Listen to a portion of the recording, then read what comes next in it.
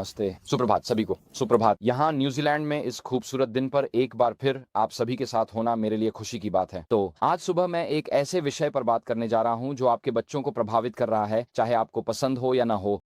और यह समझना ज़रूरी है कि ये चीज़ें कहाँ से आ रही हैं, ताकि हम बाइबल के अनुसार प्रतिक्रिया दे सकें। और इसलिए आप कह सकते हैं कि यह एक अंत समय का उपदेश है। शायद ये है, मेरा ख़्याल है। मैं इस बारे में इसलिए बात कर रहा हूँ क्योंकि हमारे कई युवा इन विचारों, इन विचारधाराओं में फँस गए हैं और वे ऐसी भाषा का इस्तेमाल करते हैं जिसे हम समझ नहीं पाते, और आपके बच्चे कॉलेज जाते हैं और पूरी तरह बदल कर वापस आते हैं और अब वे ऐसी भाषा बोलते हैं जो आपने पहले कभी नहीं सुनी। हूँ और आप सोचते हैं, मेरे पोते या मेरे बेटे के साथ क्या हुआ जब वे कॉलेज गए? वहाँ उन्हें क्या सिखाया जा रहा है? और इसलिए मैं आज इन बातों के बारे में बात करना चाहता हूं क्योंकि हमें अपने बच्चों को वापस सुसमाचार की ओर मार्गदर्शन करने में सक्षम होना चाहिए जब वे वहां फैली हुई नास्तिक विचारधाराएं सुन रहे हों। और इसलिए मैं सबसे पहले बात करने जा रहा हूं, ये आज की हमारी यात्रा है। हम मार्क्सवाद को हमारे पीछे, हमारे चारों ओर देखेंगे और फिर कुछ निष्कर्षों पर पहुंचेंगे। तो सबसे पहले मैं हमारे पीछे के मार्क्सवाद के बारे में बात करने जा रहा हूं क्योंकि यही वह चीज़ है जो आज हमारे युवाओं के साथ, हमारे कॉलेजों में, हमारे सार्वजनिक स्कूल सिस्टम में हो रही बहुत सी चीज़ों को चला रही है। यही हमारे राष्ट्रीय राजनीतिक सिस्टम को भी प्रभावित कर रही है। अमेरिका में अभी-अभी एक बड़ा बदलाव आया है। अमेरिका में 10 दिन पहले पेंडुलम बदल गया जब नए राष्ट्रपति का शपथ ग्रहण हुआ, और पश्चिमी दुनिया के अन्य हिस्सों में अभी तक वह बदलाव नहीं आया है। हमारे बच्चों को कुछ खास विचारधाराओं में ब्रेन वॉश किया जा रहा है। तो हम इसकी नींव को देखकर शुरुआत करेंगे। ये खास व्यक्ति कार्ल मार्क्स के जीवन की बात है। अब उनका जन्म 1818 में जर्मनी के ट्रायर शहर में हुआ था। उस समय यह जर्मनी के सबसे कैथोलिक शहरों में से एक था। वह जातीय रूप से एक यहूदी परिवार से थे और उनके पिता एक कट्टर यहूदी थे जिनके विस्तारित परिवार में कई रब्बी थे। हालांकि कार्ल मार्क्स के पिता ने लगभग 1820 में लूथरन धर्म अपना लिया था, क्योंकि उन्हें लूथरन धर्म का जीवित आस्था का विचार कैथोलिक पादरियों द्वारा सिखाई जा रही परंपराओं की तुलना में अधिक पसंद आया। कार्ल मार्क्स ने खुद भी लूथरन धर्म को अपनाया जब तक कि वे कॉलेज नहीं गए, जहां वे एक कट्टर नास्तिक बन गए। और उन वर्षों के दौरान 1837 से 1841 तक यहाँ इस सज्जन को कार्ल मार्क्स कहा जाता है। उन्होंने वही कार्ल मार्क्स बने जिन्हें हम इतिहास में जानते हैं, और उन्होंने 1848 में कम्युनिस्ट घोषणा पत्र के प्रकाशन की ओर अग्रसर किया। उन्होंने उस विचारधारा पर भी काम किया जिसे हम हेगेलियन द्वंद्ववाद कहते हैं। अगर सरकार के पास कोई एजेंडा है, जैसे सत्ता का केंद्रीकरण, तो एक थीसिस होती है, कृत्रिम रूप से बनाई गई आतंक की धमकी, फिर उसकी एंटीथीसिस, आतंक पर काबू के लिए दमनकारी पुलिस राज्य, और फिर इसका सिंथेसिस या समन्वय, स्वतंत्रताओं का हनन और सत्ता का केंद्रीकरण, यानी बहुतों से हटाकर कुछ लोगों के हाथों में एक केंद्रीकृत सरकार के तहत सत्ता का संकेंद्रण। मार्क्स ने 1846 में लिखा था, उद्धरण स्क्रीन पर है। उन्होंने कहा, साम्यवाद इतिहास की पहेली का हल है क्योंकि यह स्वयं को समाधान के रूप में जानता है। तो जो मार्क्स ने किया और जो एडोल्फ हिटलर ने किया और इतिहास में अन्य विचारकों ने भी, वे एक विचार लेते हैं और फिर पूरे इतिहास की व्याख्या इस तरह से करते हैं कि इतिहास अनिवार्य रूप से आधुनिक दमनकारी अधिनायकवादी राज्य की ओर अग्रसर हो रहा है। और वह कार्ल मार्क्स ने ऐसा किया, जोसेफ स्टालिन ने ऐसा किया और एडोल्फ हिटलर ने भी ऐसा ही किया। तो जब आपके पास ये विचारधाराएं होती हैं और यह विचार, यह इतिहास के माध्यम से प्रवाहित होता है, और वे अपने वर्तमान समाज से कहते हैं कि वर्तमान दमनकारी अधिनायकवादी राज्य मानवता के उस नियम का स्वाभाविक परिणाम है जो हजारों वर्षों से स्वयं को प्रकट कर रहा है। और इसलिए मार्क्स ने तर्क दिया कि साम्यवाद समाजवाद के विचारों का, और विशेष रूप से जिसे वे द्वंद्वात्मक भौतिकवाद कहते थे, उसका अनिवार्य परिणाम है। अब मेरी पत्नी का पालन पोषण सोवियत संघ में हुआ था और उन्हें वहां जिस विषय को डीएमएट कहा जाता था, उसकी कक्षाएं लेनी पड़ती थीं। वह द्वंद्वात्मक भौतिकवाद है और वे इसे संक्षेप में डीएमएट कहते थे। यह सोवियत स्कूलों में प्रचलित बोलचाल की भाषा थी, और विचार यह था कि समाज सामंतवाद से पूंजीवाद, फिर समाजवाद और अंत में साम्यवाद की ओर विकसित होंगे। तो जब आज लोग कहते हैं कि कोई व्यक्ति राजनीतिक रूप से प्रगतिशील है, तो आपको खुद से पूछना चाहिए, हम किस दिशा में प्रगति कर रहे हैं? ये एक महत्वपूर्ण सवाल है। और एक प्रगतिशील वह है जो समाज को पूंजीवाद से समाजवाद के रास्ते एक दलीय राज्य यानी साम्यवाद की ओर ले जाता है। तो यही है प्रगतिशील राजनीति का अर्थ। और कार्ल मार्क्स ने 1848 में जो घोषणा पत्र लिखा था, वह एक 10 सूत्रीय योजना थी, और ये हैं वे 10 बिंदु। सबसे पहले उन्होंने भूमि पर संपत्ति के उन्मूलन और निजी जमींदारों से किराए को हटाकर सार्वजनिक उद्देश्यों के लिए पुनर्निर्देशित करने की बात कही, यानी सरकार सारी संपत्ति की मालिक होगी। दूसरा विचार था भारी प्रगतिशील आयकर, यानी जितनी अधिक आप कमाते हैं उतना ही अधिक आपकी आय पर कर की दर बढ़ती जाती है। और ब्रिटेन में 1960 और 70 के दशक में इसका एक चरम रूप था, जहां एक बार जब आप सालाना लगभग 1 मिलियन पाउंड से अधिक कमाने लगते थे तो उस पर कर की सीमांत दर 109% थी। इसका मतलब यह है कि किसी के पास अपनी आय बढ़ाने का कोई प्रोत्साहन नहीं रहता, क्योंकि अगर वे अपनी आय बढ़ाते हैं तो उसका सारा हिस्सा राज्य को चला जाता है। या फिर दूसरे शब्दों में कहें तो जितनी कड़ी मेहनत आप करते हैं, आपको सीमांत लाभ उतना ही कम मिलता है। समाज में एक निश्चित स्तर के बाद काम करना फायदेमंद नहीं रह जाता। कम्युनिस्ट घोषणा पत्र का तीसरा मुख्य बिंदु था सभी उत्तराधिकार अधिकारों का उन्मूलन, यानी जब आप मर जाते हैं तो आपकी सारी संपत्ति राज्य के पास चली जाती है और इस तरह राज्य उन सभी चीजों को भी अपने नियंत्रण में ले लेता है जो पहले से उसकी पूरी पकड़ में नहीं थीं। कम्युनिस्ट घोषणा पत्र का चौथा बिंदु था प्रवासियों और विद्रोहियों की सारी संपत्ति की जब्ती। प्रवासी वे लोग थे जो कम्युनिस्ट राज्य को छोड़कर विदेशों में स्वतंत्रता की तलाश में गए थे, उनकी संपत्ति जब्त कर ली जानी थी। और विद्रोही वे लोग थे जिन्होंने कम्युनिस्ट पार्टी के खिलाफ विद्रोह किया था, उनकी संपत्ति भी जब्त कर ली जानी थी। पांचवां बिंदु था राज्य के माध्यम से सभी आरण का केंद्रीकरण एक राष्ट्रीय बैंक के जरिए, यानी सरकार यह नियंत्रित करती है कि किसे ऋण मिलेगा और इसके निहितार्थ के अनुसार किसे ऋण नहीं मिलेगा।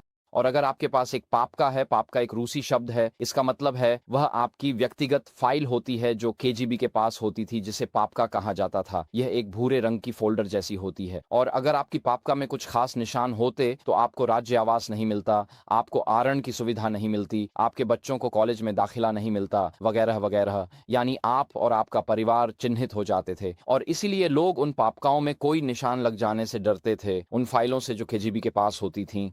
कई साल पहले एक सोवियत गणराज्य में एक आदमी था और वह मेरे बारे में केजीबी जनरल को जहरीले पत्र लिख रहा था। मुझे पता था कि क्या हो रहा है और यह आदमी, उसके गांव को खाद्य सामग्री का आवंटन नहीं मिला था, वह मुझसे नाराज था, इसीलिए वह मेरे खिलाफ जहरीले गुमनाम शिकायत पत्र लिख रहा था। लेकिन मैंने पता लगा लिया था कि ये पत्र कहाँ से आ रहे हैं। तो एक दिन मैं अपने ड्राइवर के साथ पहाड़ों में गया और मैंने उस किसान को खेत में ढूंढ निकाला जिसने इस पत्र पर अपना हस्ताक्षर किया था। मैंने उससे पूछा, क्या तुमने यह पत्र लिखा है? वो कहता है, नहीं। मैंने पूछा, क्या तुमने इस पत्र पर हस्ताक्षर किए हैं? हाँ। मैंने कहा, ठीक है, अब तुम मेरे साथ चलोगे। वह कहता है, हम कहाँ जा रहे हैं? मैंने कहा, तुम्हें पता चल जाएगा। तो मैंने उसे अपनी कार की पिछली सीट पर बैठाया और हम राजधानी शहर में केजीबी जनरल के दफ्तर की ओर चल पड़े और यह आदमी बस डर के मारे कांप रहा था। मैंने कहा, हम अंदर जाएंगे और तुम उन्हें बताओगे कि तुमने झूठ बोला है। नहीं, मैं केजीबी के दफ्तर में नहीं जाऊंगा। नहीं नहीं नहीं नहीं, क्योंकि वे मुझे फांसी दे सकते हैं, वे मुझे जेल में डाल सकते हैं। मैंने कहा, नहीं, हम अंदर जा रहे हैं। तो मैंने उसे लगभग जबरदस्ती जैसे तेजी से उसके साथ इमारत के अंदर ले गया और केजीबी जनरल से मिलने की मांग की। मैं केजीबी जनरल के सामने बैठ गया और यह बेचारा आदमी डर के मारे लगभग पागल सा हो गया था और मैंने जनरल से कहा, यही वह आदमी है जो मेरे बारे में जहर भरे पत्र लिख रहा है। और केजीबी जनरल ने कहा, हूं। मैंने कहा, और अगर आप इस मामले को नहीं सुलझाते तो अमेरिकी सरकार इस देश को दी जा रही सारी सहायता बंद कर देगी। अब क्या मुझे ऐसा दावा करने का अधिकार था? बिल्कुल नहीं। लेकिन उस समय मेरे सामने बैठा आदमी जैसे जमीन पर पिघल सा गया और केजीबी जनरल ने कहा, ठीक है, हम इसका ध्यान रखेंगे। और उसके बाद मुझे कोई और जहरीले पत्र नहीं मिले, लेकिन उस आदमी को उस दिन पुलिस के हाथों काफी मार पड़ी। और बात यह है कि जब सरकार सब कुछ नियंत्रित करती है तो वह आदमी डर गया था कि उसके परिवार के नाम पर उसकी पपका में काला निशान लग जाएगा और उसके परिवार को आगे चलकर सामाजिक आवास, स्वास्थ्य सेवा और शिक्षा से बाहर कर दिया जाएगा। मैंने अपनी समस्या खुद हल कर ली, लेकिन उस आदमी ने फिर कभी ऐसा कुछ नहीं किया। फिर कम्युनिस्ट घोषणा पत्र में छठी बात है सभी संचार और परिवहन का केंद्रीकरण। हर चीज पर कड़ी निगरानी रखी जाती है। यहाँ न्यूजीलैंड में आपके पास एक पासपोर्ट होता है, ये आपके पास है, ये अंतर्राष्ट्रीय यात्रा के लिए होता है। सोवियत संघ में आपके पास दो पासपोर्ट होते थे, एक अंतर्राष्ट्रीय यात्रा के लिए और एक आंतरिक यात्रा के लिए। और ज्यादातर लोगों को कभी अंतर्राष्ट्रीय पासपोर्ट नहीं मिलता था। उन पर भरोसा नहीं किया जा सकता था कि वे विदेश जाकर वापस लौटेंगे। लेकिन आपके पास एक आंतरिक पासपोर्ट होता था, जिसका मतलब था कि अगर आप वेलिंगटन से ऑकलैंड जाना चाहते थे तो आपको उस यात्रा के लिए पुलिस से अनुमति लेनी पड़ती थी और अपने पासपोर्ट पर एक मुहर लगवानी पड़ती थी।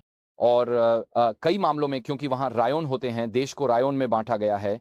यह एक क्षेत्र होता है जैसे कि एक काउंटी, और हर रायोन के भीतर एक माइक्रो रायोन होता है जो एक स्थानीय स्थानीय कस्बे जैसा होता है। अगर आप एक माइक्रो रायोन से दूसरे माइक्रो रायोन जाना चाहते थे तो आपको पुलिस की स्वीकृति की मुहर लेनी पड़ती थी। यह सब कुछ बहुत सख्ती से नियंत्रित किया जाता था। और जब मार्क्स ने तर्क दिया कि संचार और परिवहन को सरकार द्वारा नियंत्रित किया जाना चाहिए, तो उनके दिमाग में यही था।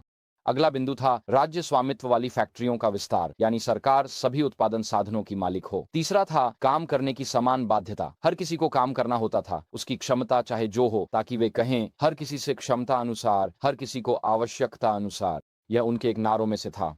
नौवां बिंदु था ग्रामीण और शहरी समुदायों के बीच के भेद को समाप्त करना।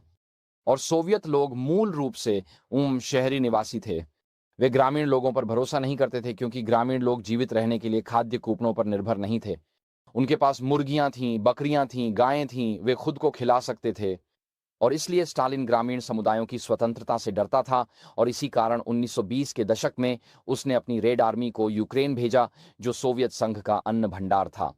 उसने सारा खाना ले लिया, कृषि ढांचे को नष्ट कर दिया, और लगभग 1.5 करोड़ लोग एक मानव निर्मित अकाल में मर गए। आज इसे होलोडोमोर के नाम से जाना जाता है, जो जोसेफ स्टालिन द्वारा बनाया गया मानव निर्मित अकाल था। और इसलिए जोसेफ स्टालिन उस ग्रामीण जीवन को नहीं चाहता था जिसका यहाँ जिक्र है, क्योंकि ग्रामीण जीवन आध्यात्मिक, राजनीतिक और आर्थिक स्वतंत्रता का प्रतीक है, जो सत्ताधारी शक्तियों से अलग है। और फिर वे सभी बच्चों के लिए मुफ्त शिक्षा में भी विश्वास करते थे। इससे उनका मतलब था सार्वजनिक स्कूलों में मुफ्त ब्रेन वॉशिंग। और सोवियत संघ में अगर आप माता पिता हैं तो आप मूल रूप से केवल एक प्रजनन इकाई हैं। सरकार आपके बच्चे की मालिक होती है। जब आप बच्चे को जन्म देने जाते हैं तो सरकार यह तय करती है कि आपके बच्चे का पालन पोषण कैसे होगा। वे शिक्षा तय करते हैं, वे यह तय करते हैं कि बच्चे को कौन सी नौकरी मिलेगी, वे यह तय करते हैं कि वह सेना की किस शाखा में सेवा करेगा, और वह कहाँ रह सकता है। और इस तरह आप पति पत्नी के रूप में मूल रूप से केवल एक प्रजनन इकाई हैं, लेकिन आपको वास्तव में अपने बच्चों के लिए माता पिता बनने का अधिकार नहीं दिया जाता। और कार्ल मार्क्स का यह कार्यक्रम 10 आज्ञाओं का उल्लंघन करता है, जैसे कि संपत्ति का अधिकार 6ठी आज्ञा में सुरक्षित है, तू चोरी न कर। और इस कार्यक्रम को लागू कैसे किया जाने वाला था?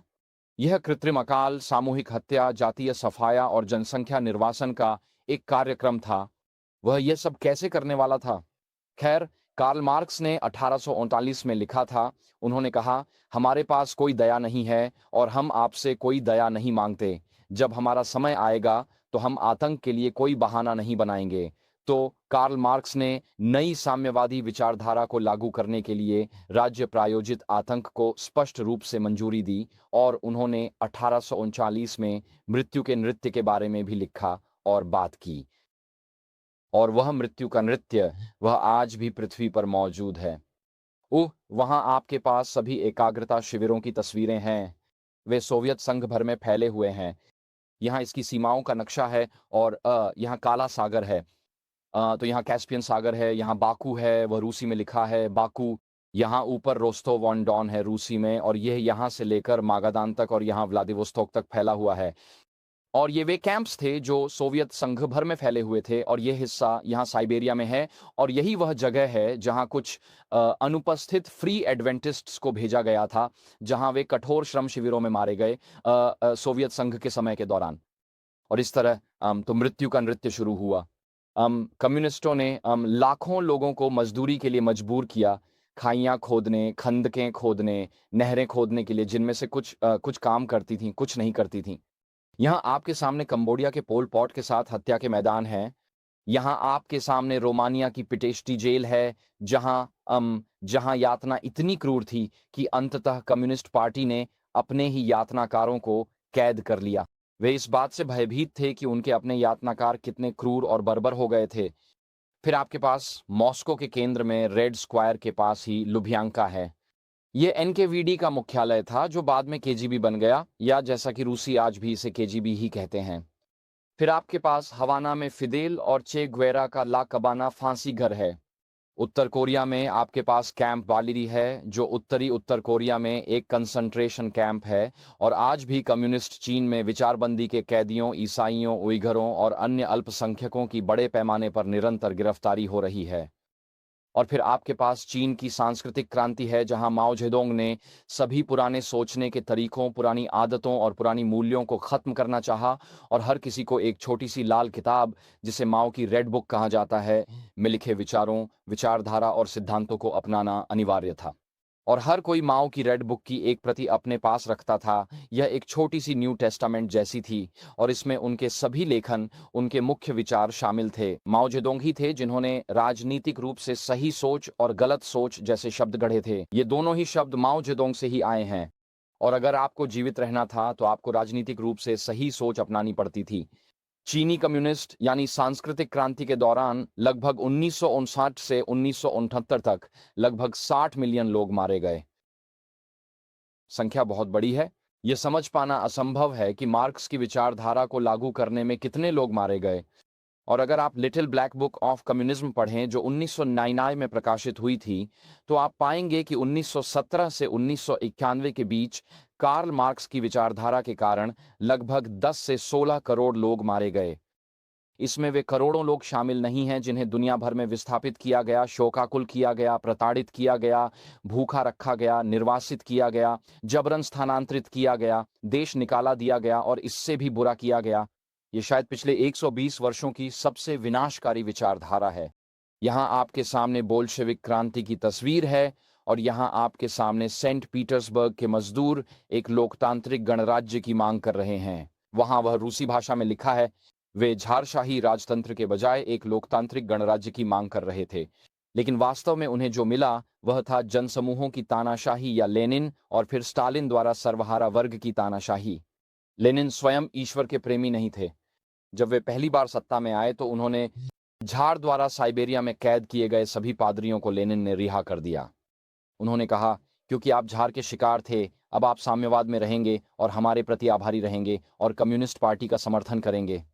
और कई पादरी जो कुछ हद तक प्रगतिशील थे, उन्हें लगा कि सभी के लिए समानता और स्वतंत्रता के नारे, जो आज भी कॉलेज परिसरों में सुनाई देते हैं, ये अच्छे लगने वाले नारे हैं और उन्होंने शुरू में कै उह ले लेनिन का समर्थन किया। और थोड़े ही समय बाद कई लोगों को बस मार दिया गया क्योंकि उन्होंने महसूस किया कि लेनिन जो कर रहे थे वह शास्त्रों के अनुरूप नहीं था। और इस तरह लेनिन, जो मार्क्स के एक समर्पित शिष्य थे, उन्होंने पूरे सोवियत संघ में एक कट्टरपंथी ईश्वर विरोधी सोच स्थापित कर दी। धर्म न केवल सार्वजनिक क्षेत्र में प्रतिबंधित था, बल्कि इसे जीवन के व्यक्तिगत पहलुओं से भी पूरी तरह समाप्त करना आवश्यक था। लेनिन के अनुसार भगवान की पूजा करना नेक्रोफिलिया, मृतकों के प्रति आकर्षण के समान था। 1920 में तीसरे अखिल रूसी कांग्रेस में, जो रूसी युवा कम्युनिस्ट लीग की थी, लेनिन ने कहा था, हम भगवान में विश्वास नहीं करते, हम किसी भी ऐसी नैतिकता को अस्वीकार करते हैं जो मानव या वर्ग से परे अवधारणाओं पर आधारित हो। तो यह पूरी तरह से उग्र नास्तिकता थी और यह भगवान का स्पष्ट रूप से विरोध था। 1932 में उन्होंने league of the militant godless में आगे कहा, क्या आप इसकी कल्पना कर सकते हैं? मिन उग्रवादी ईश्वर विहीनों की लीग। और उन्होंने 1932 में नास्तिकता के लिए एक 5 वर्षीय योजना शुरू की। यह वास्तव में स्टालिन थे जिन्होंने यह कहा था और इसका उद्देश्य था कि यूएसएसआर के क्षेत्र में एक भी प्रार्थना स्थल न बचे और भगवान की अवधारणा को सोवियत संघ से पूरी तरह समाप्त कर दिया जाए, क्योंकि यह मध्य युग की बची हुई चीज है और श्रमिक वर्ग के दमन का एक साधन है। उद्धरण समाप्त। तो लेनिन के तहत और फिर स्टालिन के तहत पूरे सोवियत संघ में ईसाई विश्वास को समाप्त करने का एक कार्यक्रम चलाया गया और वे व्यक्तिगत अंतरात्मा की स्वतंत्रता, धार्मिक स्वतंत्रता या भगवान में विश्वास करने के अधिकार के प्रति बिल्कुल भी सहिष्णु नहीं थे। कार्ल मार्क्स ने स्वयं मुस्लिम अरबों की ईसाइयों के प्रति घृणा की सराहना की थी और उनके उग्रवादी इस्लाम के प्रति प्रेम ने उस दार्शनिक आधार को जन्म दिया जिस पर आज हम इस्लामवादियों और मार्क्सवादी सामाजिक न्याय योद्धाओं के बीच सुविधा के लिए बने गठबंधन को देखते हैं। मार्क्सवादी और इस्लामवादी दोनों ही यीशु मसीह के प्रति एक समान घृणा साझा करते हैं और यही कारण है कि आज की दुनिया में कट्टर वामपंथ और कट्टर इस्लाम के बीच सुविधा के लिए एक गठबंधन है। तो मार्क्स को खास तौर पर ईसाइयों से इतनी नफरत क्यों थी? अगर हम उनके अपने जीवन को देखें तो मार्क्स किसी भी तरह से सद्गुण का आदर्श नहीं थे। उन्होंने कभी भी आय के लिए काम करने या अपने बढ़ते परिवार का भरण पोषण करने से इनकार कर दिया। इसके बजाय वह नियमित रूप से अपने बूढ़े और अमीर माता पिता से पैसे के लिए मिन्नतें करता था और उन्हें डराता धमकाता था। वह शायद ही कभी नहाता था जब तक कि उसके शरीर से बदबू ना आने लगे। उसके पूरे शरीर पर फोड़े फूंसी हुआ करती थीं। वह बहुत अधिक शराब पीता था। वह अपनी पत्नी पर बार बार गुस्सा करता था। उसने अपने गरीब परिवार की नौकरानी को जबरन गर्भवती कर एक बेटा पैदा किया, जिससे वह बिना वेतन के मूलतः गुलामी की स्थिति में काम करवाता था और उसे पारिवारिक जीवन से घृणा थी। यही है आज के समय के विश्वविद्यालयी छात्रों का हीरो। उसकी निजी चिट्ठियां यहूदी विरोधी विचारों और खुले नस्लवाद से भरी हुई हैं। उसने यहूदियों के बारे में लिखा, उद्धरण, यहूदियों की मुक्ति अंतिम विश्लेषण में मानवता की यहूदी धर्म से मुक्ति है। यह वही भावना थी जिसे बाद में एडोल्फ हिटलर ने भी अपनाया। उसका क्यूबा से आया दामाद, जिसकी शक्ल अफ्रीकी अमेरिकी जैसी थी, मार्क्स ने उसका अपमान किया, उसे उसकी नसों में नीग्रो खून कहकर पुकारा और उसे परिवार का गोरिल्ला कहा। उसकी अन्य रचनाओं में भी वह अपने परिवार के सदस्यों के लिए नियमित रूप से नस्लीय गालियों का इस्तेमाल करता था। लेकिन उसके दार्शनिक नास्तिकता से भी आगे उसके ईश्वर के प्रति गहरे घृणा को उसके समकालीनों ने भी नोट किया था।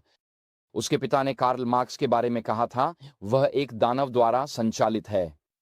उसके बेटे ने उसे मेरे प्यारे शैतान कहकर पुकारा। एंगल्स, जो कि एक साथी मार्क्सवादी, लेनिनवादी और क्रांतिकारी थे, ने 1850 के दशक की शुरुआत में कार्ल मार्क्स को 10,000 शैतानों का राक्षस कहा और उसकी पत्नी ने उसे बस एक दुष्ट बदमाश कहा। वह जीवन के प्रति सामान्य रूप से और विशेष रूप से भगवान के प्रति उन्मादी क्रोध से भरा हुआ था।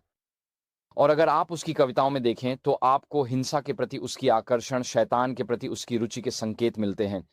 आपको आत्महत्या के समझौते और शैतान के साथ संधियां मिलती हैं और आपको भगवान के प्रति घृणा भी मिलती है। उसने द प्लेयर नामक कुछ लिखा था। यह आत्मविनाश के बारे में है और इस कविता में वह खुद को एक वायलिन वादक के रूप में चित्रित करता है, जो अपने वायलिन पर उन्मादी रूप से बजाकर अंधकार की शक्तियों को बुलाता है। और कविता की पंक्तियां हैं, जब तक मैं पागल ना हो जाऊं और मेरा हृदय पूरी तरह बदल न जाए, देखो यह तलवार अंधकार के राजकुमार ने मुझे बेची है, क्योंकि वही ताल देता है और संकेत देता है। मैं और भी साहस के साथ मृत्यु का नृत्य बजाता हूं। तो इस अंश में एक संगीतकार शैतान को बुलाता है, एक प्रेमी अपनी प्रेमिका को झर देता है और दोनों इस संसार को शैतानी ढंग से ठुकराते हुए मृत्यु की ओर दौड़ पड़ते हैं। मार्क्स, जो इस कविता का नायक है, शैतान की तरह ईश्वर और स्वर्ग के विरुद्ध अंतिम विद्रोही है। फिर आपके पास उल्लेनेम है। उल्लेनेम एक एक अनाग्राम है ऊह इम्मानुएलो या इम्मानुएल का, जिसका अर्थ है ईश्वर। तो इसे पूरी तरह उलट पलट कर वह इस विशेष कविता के नाम में ही ईश्वर के विनाश की बात कर रहा है। ये ईश्वर का एक अनाग्राम है। इस अंश में मार्क्स द प्लेयर में आत्मविनाश से मानवता के विनाश की ओर मुड़ते हैं, जहां हम एक ठंडे ईश्वर द्वारा त्याग दिए जाते हैं। और इस विशेष कविता का सच्चा नायक वह सांप है जो अत्यंत कामुक रूप से गर्म है। द पेल मेडन में मार्क्स आत्मकथात्मक रूप से लिखते हैं। वह कहते हैं, इस प्रकार मैंने स्वर्ग खो दिया, मुझे इसका पूरा एहसास है। मेरी आत्मा, जो कभी ईश्वर के प्रति सच्ची थी, अब नर्क के लिए चुनी गई है। कहीं और उन्होंने लिखा था कि मैं ऊपर शासन करने वाले से बदला लेना चाहता हूं। तो जब आप कार्ल मार्क्स की कविताओं को देखते हैं तो ऐसा नहीं था कि वह ईश्वर, स्वर्गदूतों या राक्षसों में विश्वास नहीं करते थे। उनमें शैतान के प्रति गहरी आकर्षण था और ईश्वर के प्रति गहरी घृणा थी, और वह इसे अपनी कविताओं में बार बार बहुत ही स्पष्ट रूप से व्यक्त करते हैं। तो वह इतने अधिक नास्तिक नहीं थे। वास्तव में वह एक शैतानवादी थे। और इसके साथ ही यीशु मसीह और यीशु मसीह के अनुयायियों के प्रति गहरी घृणा भी थी।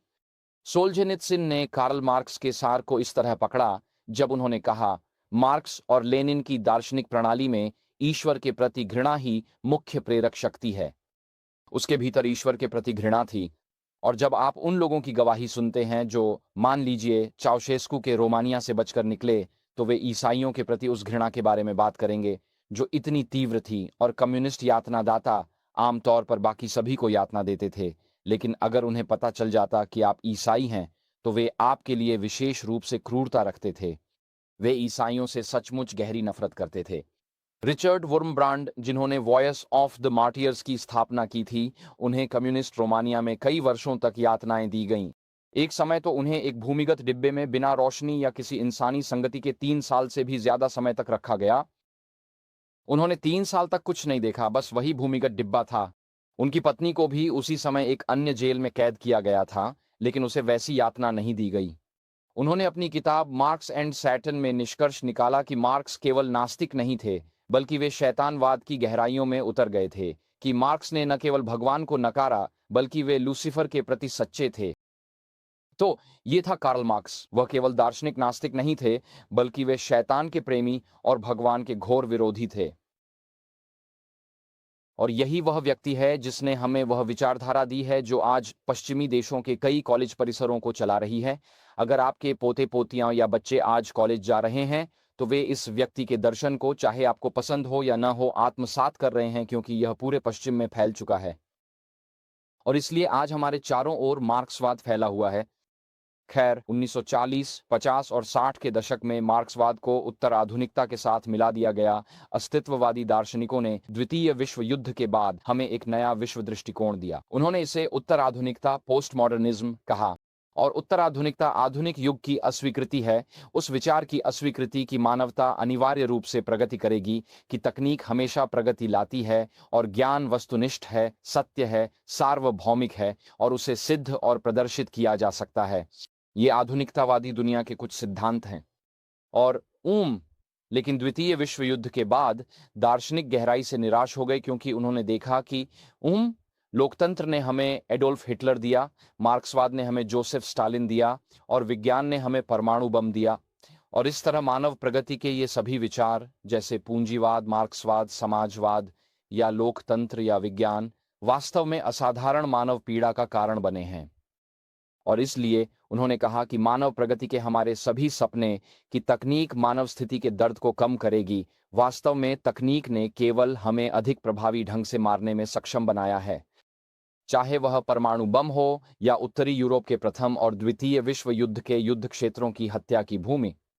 और इसीलिए उत्तर आधुनिकता में दो मुख्य सिद्धांत हैं। एक यह है कि वे यह सिखाते हैं कि क्या वस्तुनिष्ठ ज्ञान या सत्य संभव है, इस पर गहरा संदेह करना चाहिए, और वे सत्य की सापेक्ष अवधारणा और सांस्कृतिक निर्माणवाद को प्राथमिकता देते हैं। यानी आपका सत्य का विचार उस संस्कृति से गहराई से जुड़ा हुआ है जिससे आप आते हैं, और अगर कोई किसी अलग संस्कृति से आता है तो उसकी सत्य की समझ भी अलग होगी। वे यह भी मानते हैं कि समाजों को शक्तिशाली लोग पहचान समूहों और पदानुक्रमों में संगठित करते हैं, और ये पदानुक्रम केवल अभिजात वर्ग के हितों की सेवा करते हैं जो स्वीकार्य ज्ञान को परिभाषित करते हैं। और यह एक बहुत महत्वपूर्ण बिंदु है, पहचान समूहों का विचार, और यह कि समाज पदानुक्रमों में संगठित होते हैं और ये पदानुक्रम उत्पीड़न के पदानुक्रम होते हैं। तो उत्तर आधुनिकता के इन सिद्धांतों के 4 तार्किक निष्कर्ष निकलते हैं। पहला यह है कि सभी सार्थक सीमाओं को धुंधला कर देना चाहिए। क्यों?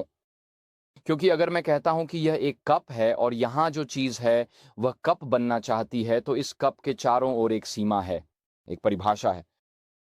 हर संज्ञा की एक परिभाषा होती है, और अगर आप एक कप को परिभाषित करते हैं तो वही कप है, तो फिर ये चीज कप नहीं हो सकती।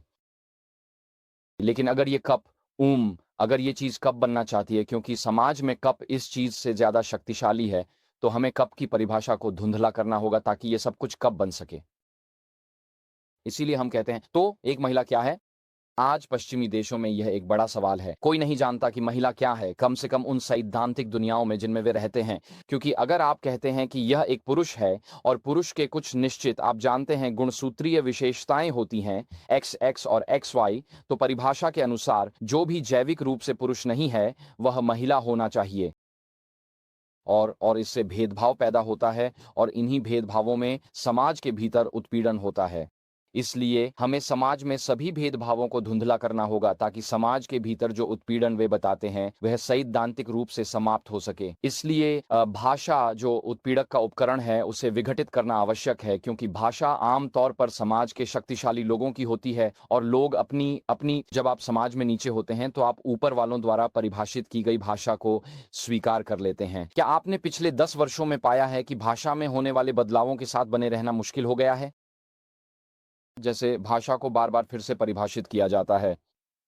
जैसे अमेरिका में कोई व्यक्ति जो मूल रूप से अफ्रीका से है उसे पहले शायद नीग्रो कहा जाता था, फिर उन्हें क्लर्ड कहा गया, फिर उन्हें अफ्रीकी अमेरिकी कहा गया, अब उन्हें BIPOC यानी ब्लैक और स्वदेशी रंगीन व्यक्ति कहा जाता है। भाषा के साथ बने रहना मुश्किल है और आप किसी को ठेस पहुंचाने की कोशिश नहीं कर रहे हैं, लेकिन आपको बस पता नहीं होता कि भाषा किस दिशा में जा रही है। और क्योंकि जो लोग इस विचारधारा को चला रहे हैं वे लगातार भाषा बदलते रहते हैं, आप हमेशा असमंजस में रहते हैं और इसका सामाजिक संबंधों पर अस्थिर करने वाला प्रभाव पड़ता है। यह विचार कि सभी संस्कृतियां समान हैं, व्यक्ति से अधिक महत्वपूर्ण है, इसकी जगह समूह पहचान ले लेती है। यह बिल्कुल महत्वपूर्ण है, क्योंकि अब आपको आपके चरित्र की गुणवत्ता से नहीं बल्कि आपकी त्वचा के रंग से आंका जाता है।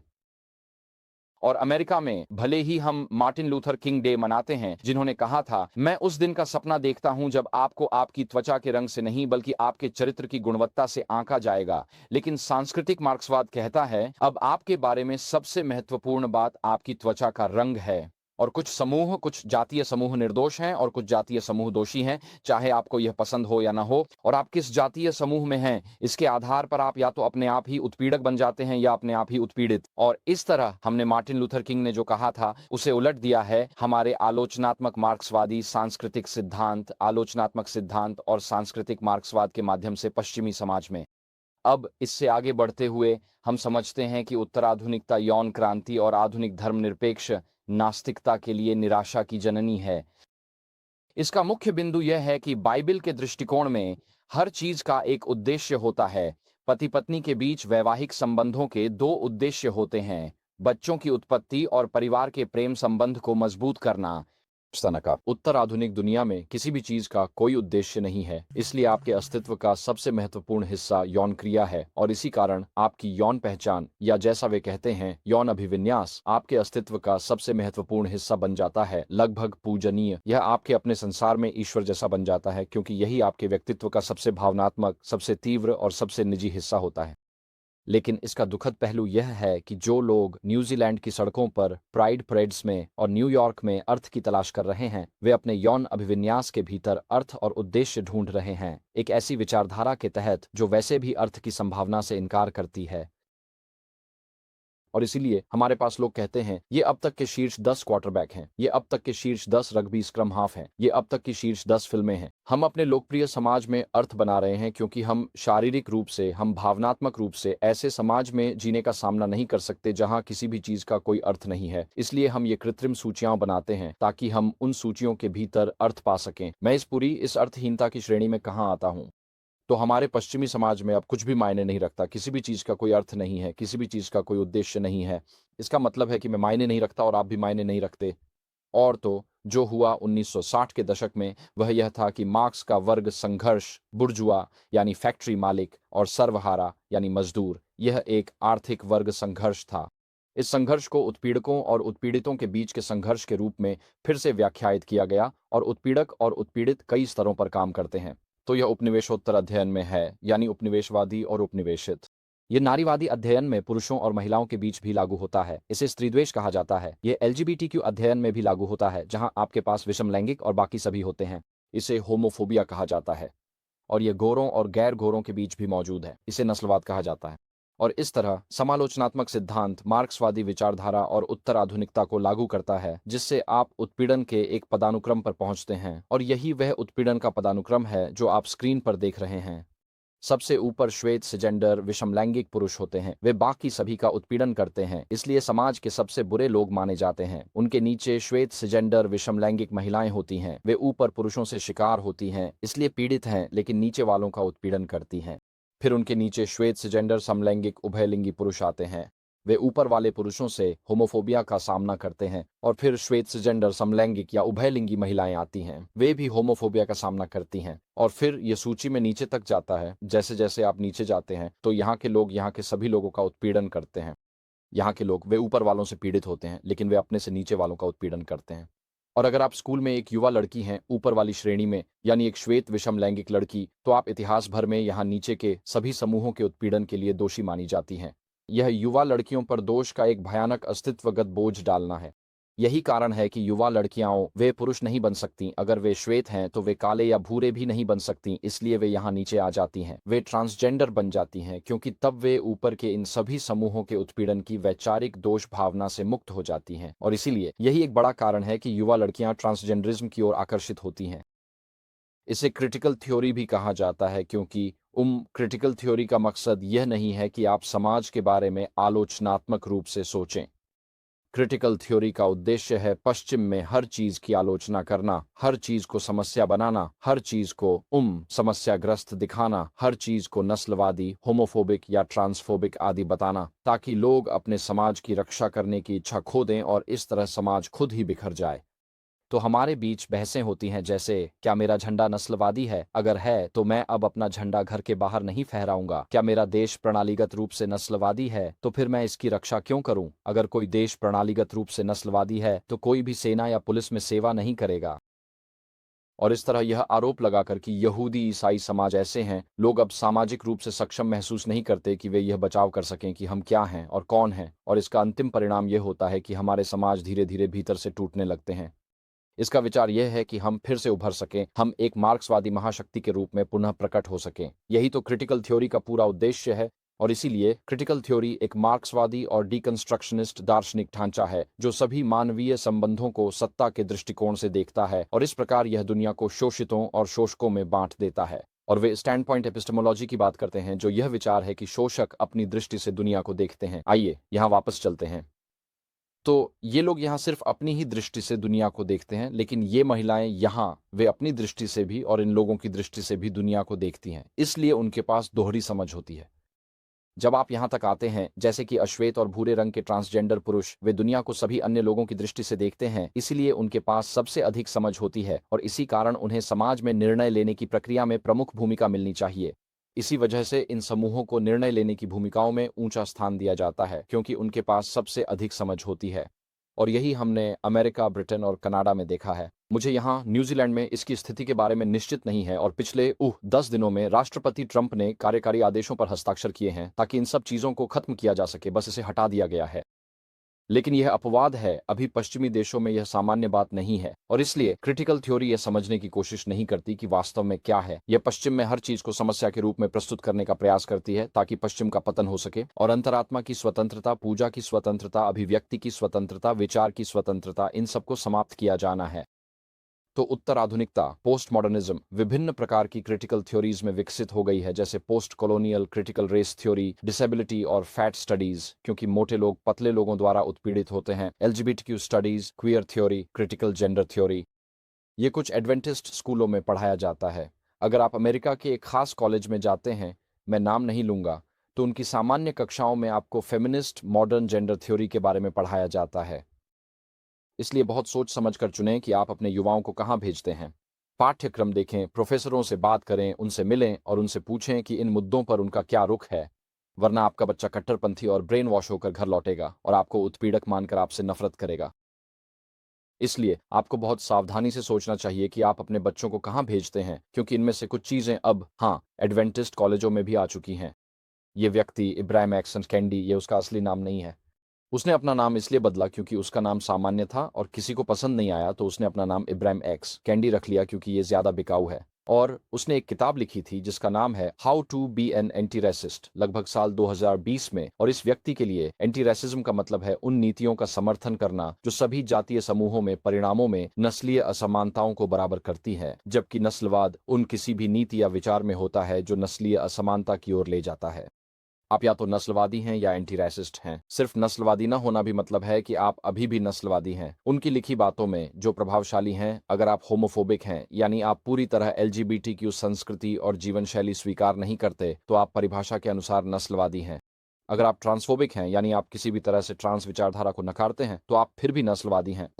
केंद्री के लिए पूंजीवाद और निजी पूंजी का समर्थन करना या उस पर विश्वास करना भी नस्लवादी होना है। उनके शब्दों में नस्लवाद से प्रेम करना अंततः पूंजीवाद से प्रेम करने जैसा है। उद्धरण समाप्त। और 2020 में संयुक्त राज्य अमेरिका में जॉर्ज फ्लॉयड दंगों के दौरान एंड्रयूज यूनिवर्सिटी ने खुद को आधिकारिक रूप से एक एंटी रेसिस्ट संस्था घोषित कर दिया।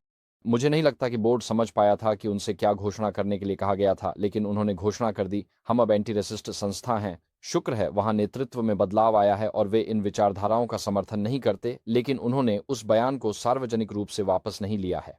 तो ये यहां तक कि एडवेंटिस्ट संस्थानों को भी प्रभावित करती है। और इसलिए फ्रांसीसी सुररियलिस्टों के अनुसार ईसाई धर्म के खिलाफ निर्णायक लड़ाई केवल यौन क्रांति के स्तर पर ही लड़ी जा सकती है। यौन क्रांति अर्थशास्त्र या राजनीति के सवालों से भी गहराई तक जाती है। यह इस बात के मूल तक जाती है कि इंसान होने का क्या अर्थ है, हमारी असली पहचान तक।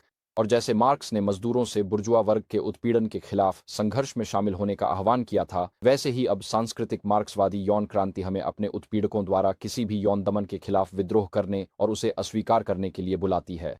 अब उत्पीड़क वे हैं जो बाइबल की नैतिकता का समर्थन करते हैं। इसलिए यौन क्रांति का तर्क है कि यौन अभिव्यक्ति पर कोई भी नियंत्रण स्वाभाविक रूप से दमनकारी और मनोवैज्ञानिक रूप से हानिकारक है, इसलिए सभी नैतिक नियंत्रण अस्वीकार कर देना चाहिए। यही विचारधारा पश्चिमी देशों के हमारे सार्वजनिक स्कूलों में पढ़ाई जाती है। और जब आप अपने बच्चों को किंडरगार्टन कक्षा 1, 2, 3 और 4 में भेजते हैं ब्रिटेन में, तो उन्हें यही सिखाया जा रहा है। और क्या आप जानते हैं कि इस सब के खिलाफ कौन सा समूह खड़ा होता है?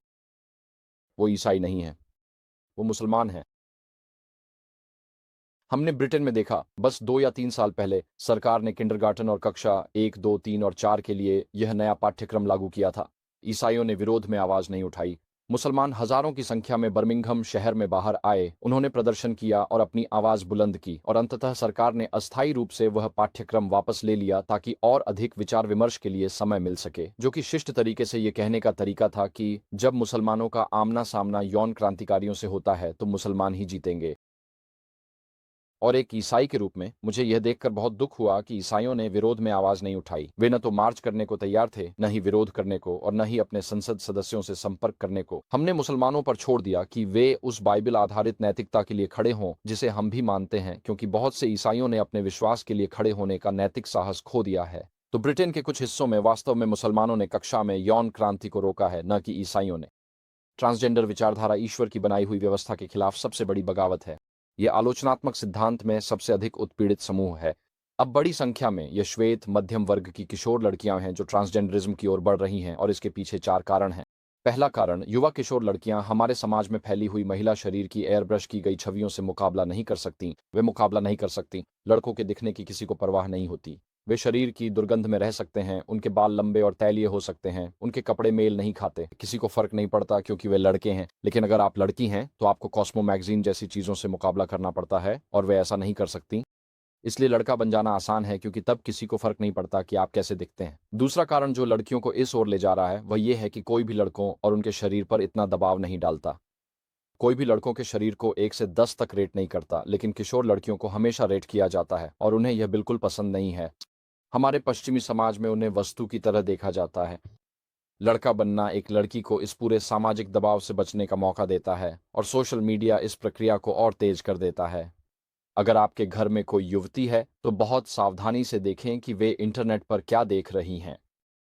इंटरनेट पर लगभग हजारों ट्रांस इन्फ्लुएंसर हैं जो लड़कियों को इस रास्ते पर चलने के लिए प्रोत्साहित कर रहे हैं, और वे खुद भी कई चरणों से गुजर चुके हैं। मुख्य धारा की दुकानों में कई ऐसे कपड़ों के स्टाइल बिक रहे हैं जो लड़कियों को इस दिशा में बढ़ावा दे रहे हैं।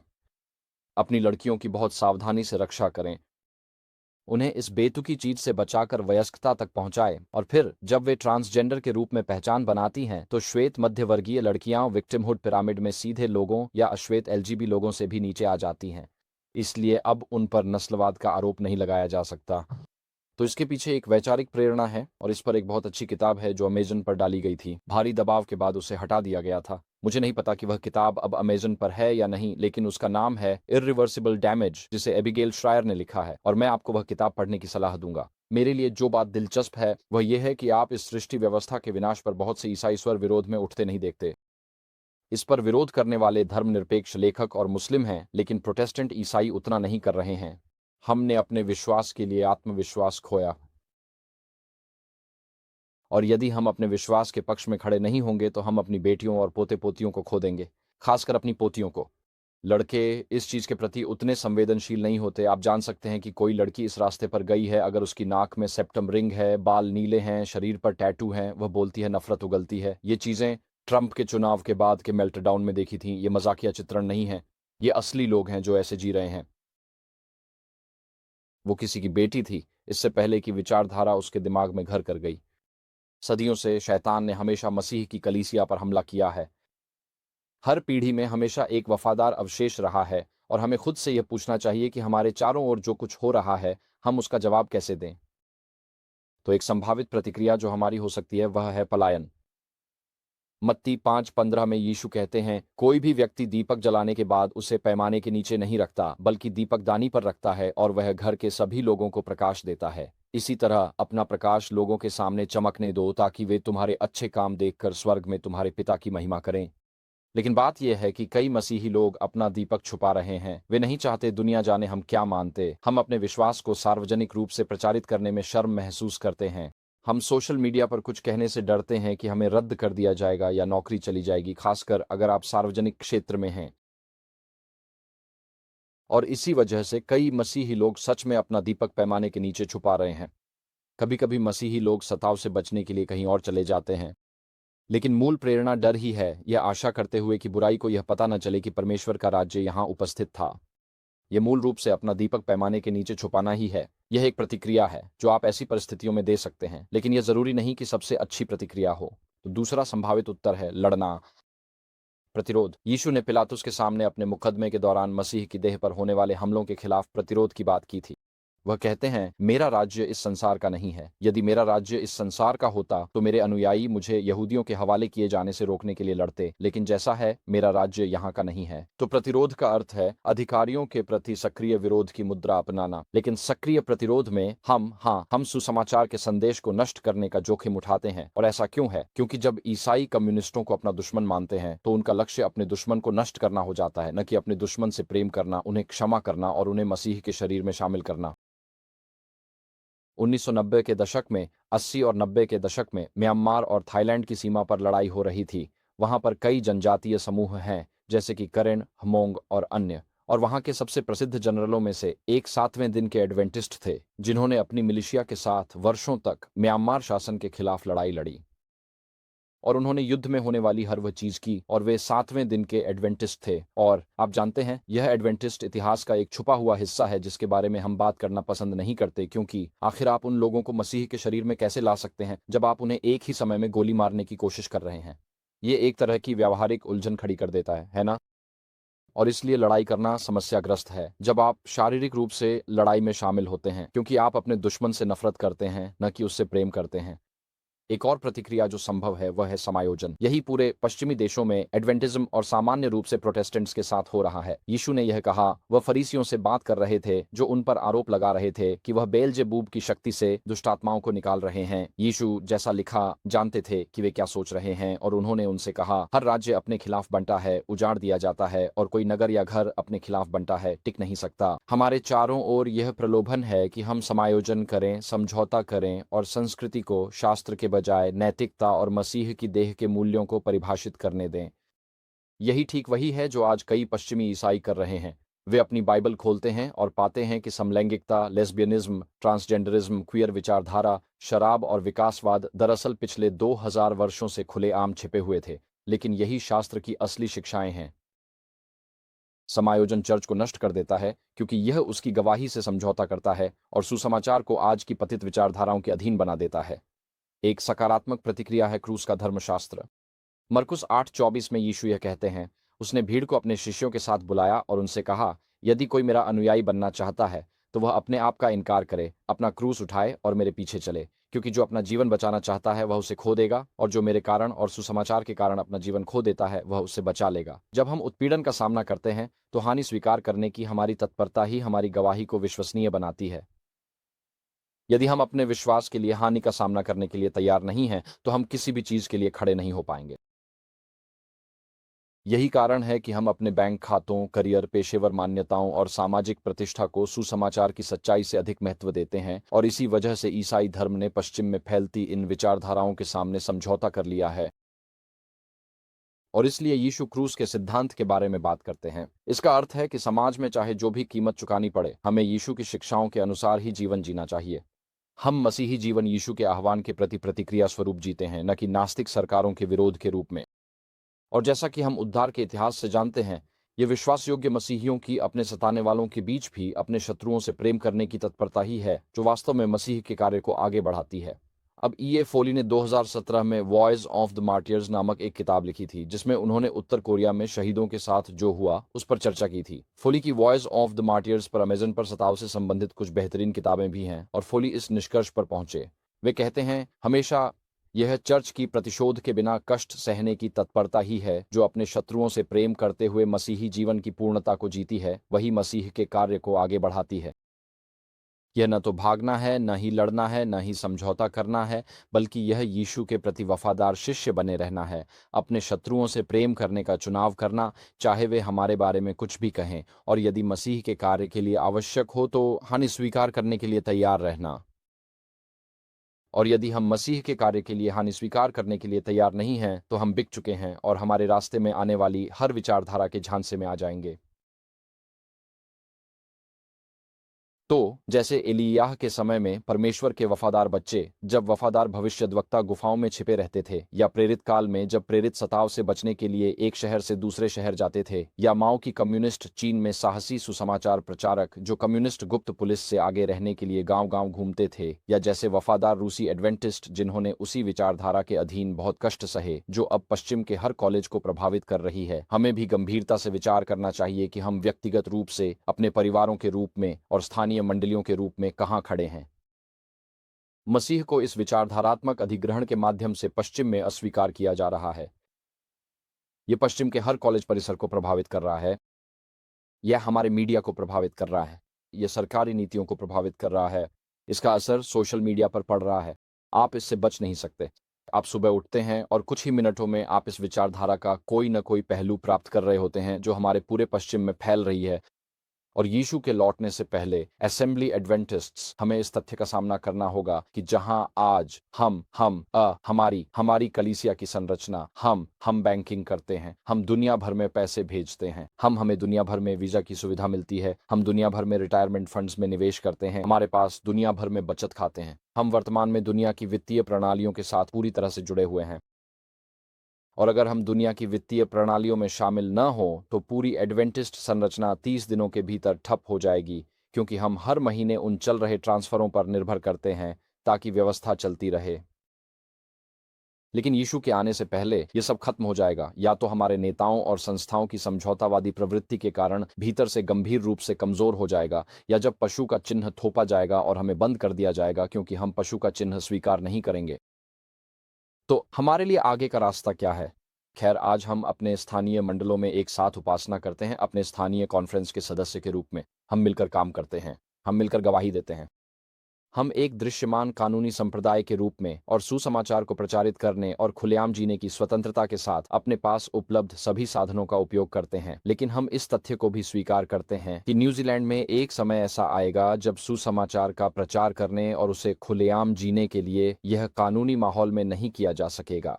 गुप्त कलीसिया होने का केवल एक ही कारण है, और वह सत्ताव के कारण नहीं है। आप गुप्त कलीसिया इसलिए रखते हैं क्योंकि आप सुसमाचार को निष्ठापूर्वक और पूरी तरह से सिखाना और जीना चाहते हैं। और जब आप समझौते या कानूनी प्रतिबंधों के कारण सुसमाचार को निष्ठापूर्वक और पूरी तरह से नहीं सिखा सकते, तब गुप्त कलीसिया की आवश्यकता को स्वीकार करने का समय आ जाता है। हम अभी वहां पूरी तरह नहीं पहुंचे हैं, लेकिन दुनिया के कुछ हिस्सों में, जैसे कि कनाडा, जैसा कि मैंने पहले भी उल्लेख किया था, जहां हमारे प्रचारकों से कहा जाता है कि वे LGBTQ मुद्दों पर बात न करें, नफरत फैलाने वाले भाषण, अपराधों के डर से या कलीसिया के खिलाफ मुकदमेबाजी के डर से, मेरी राय में वहां गुप्त रूप से काम करने का समय आ गया है, क्योंकि अब हम उस मुद्दे पर प्रचार नहीं कर सकते जिस पर शैतान कलीसिया पर हमला कर रहा है। अगर यह कलीसिया है और शैतान यहां हमला कर रहा है, तो प्रचारकों को यह नहीं कहा जाना चाहिए कि वे इधर प्रचार करें। अगर शैतान यहां हमला कर रहा है तो दीवार पर खड़े प्रहरी को यहीं प्रचार करना चाहिए। लेकिन हमारे प्रचारकों से कहा जा रहा है कि वे इन विषयों पर प्रचार न करें। मुकदमेबाजी हमारे पास कानूनी ढांचे और संपत्तियों को खतरे में डाल सकती है। इसे समायोजन कहा जाता है और यह एक घातक समायोजन है, और इसकी जो कीमत हम चुका रहे हैं वह अगली पीढ़ी की हानि है, जो अब सही और गलत में फर्क नहीं जानती और नवीनतम विचारधाराओं को स्वीकार कर लेगी। ईश्वर हमें यह अनुग्रह दें कि हम जो कुछ भी हमारे रास्ते में आता है उसे स्वीकार कर सकें और अंत तक सहन करने की शक्ति दें। ये विचारधाराएं बाहर मौजूद हैं। वे यीशु मसीह से नफरत करते हैं और मसीहियों से भी नफरत करते हैं, और जल्दी या देर से यह आपके दरवाजे पर दस्तक देने वाला है, आपके परिवार में, आपकी कलीसिया में या आपके सम्मेलन में। यह अब हमारे ऊपर निर्भर है। जब तक हमारे पास समय और स्वतंत्रता है कि हम अपने आप को शास्त्र में दृढ़ करें, हम उस समय को समझें जिसमें हम जी रहे हैं, और जो कुछ हमारे चारों ओर हो रहा है उसके लिए एक बाइबल आधारित उत्तर तैयार करें, क्योंकि अगला मेमना जिसे वह गरजता हुआ शेर चुरा ले जाएगा वह हमारी अपनी बेटी या पोती भी हो सकती है। इसलिए केवल आनंद के लिए मत जिएं, हमेशा सतर्क रहें। उस समय को समझें जिसमें हम जी रहे हैं। अपने बच्चों को जानबूझकर परमेश्वर के वचन से यह सिखाएं कि क्या नैतिक है और क्या अनैतिक है, और ऐसा करने में आप परमेश्वर की कृपा से उन्हें इस वायरस के खिलाफ प्रतिरक्षित या कहें टीकाकृत करने में मदद करेंगे, जो शैतानवाद से आता है और पश्चिम में पूरी एक पीढ़ी को छीन रहा है। इसलिए अपने परिवारों की रक्षा करें, अपने बच्चों की रक्षा करें, अपनी बेटियों की रक्षा करें। आप उनकी रक्षा केवल इस दुनिया के लिए नहीं कर रहे हैं, बल्कि ताकि वे स्वर्ग में प्रवेश कर सकें। उन्हें विकृत या टूटी हुई देह नहीं चाहिए, बल्कि वे भी हमारी तरह उद्धार का वादा पा सकते हैं। अगर आप अपने बच्चों से प्यार करते हैं तो उनके लिए संघर्ष करें। इन विचारधाराओं को समझें कि इसका जवाब कैसे देना है। अपने युवाओं से इस बारे में खुलकर बात करें और उन्हें बताएं कि परमेश्वर के मार्ग इस दुनिया के टूटे हुए रास्तों से कहीं बेहतर हैं। और जब तक हम फिर से न मिलें, प्रभु के प्रति विश्वास योग्य रहें, उनकी शिक्षाओं और आज्ञाओं के प्रति विश्वास योग्य रहें। हर दिन पवित्र आत्मा की भरपूरता के लिए प्रार्थना करें। अगर हम फिर कभी न मिलें तो स्वर्ग में आपसे मिलेंगे। परमेश्वर आपको आशीर्वाद दें और आपकी रक्षा करें। आमीन।